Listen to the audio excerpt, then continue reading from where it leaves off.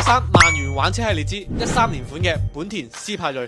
呢台車作為本田嘅高端運動車型，同謳歌 TSX 歐版嘅雅閣源自於相同嘅基礎平台，底盤紮實，質量可靠性高。值得一提嘅係呢台車嘅原廠先鋒音響獲得大多數嘅車主好評同認可，座位嘅舒適感又夠好。如果你中意邊開車邊聽歌，斯派瑞絕對可以俾到你完美嘅體驗啊！動力上搭配 2.0 同 2.4 升兩款自然吸氣發動機，搭配本田自己嘅平衡軸 5AT 變速箱，操控性可以講係十分唔錯。其中 2.4 升嘅版本最大馬力可以爆發201匹馬力，仲有本田當家嘅 VTEC 技術，動力方面完全夠用。跟住就嚟講下缺點，第一，油耗高，平均 8.7 嘅油耗唔算太高，但係都唔低啦。再加上因為 11.5 嘅高壓縮比，所以要添加95號汽油，增加咗日後嘅用車成本。第二就係後排空間太細，作為 B 級車有好多 A 級車嘅後排空間比佢仲要大，但係咁細嘅後排空間佢居然有老闆見喎。脫褲子放屁。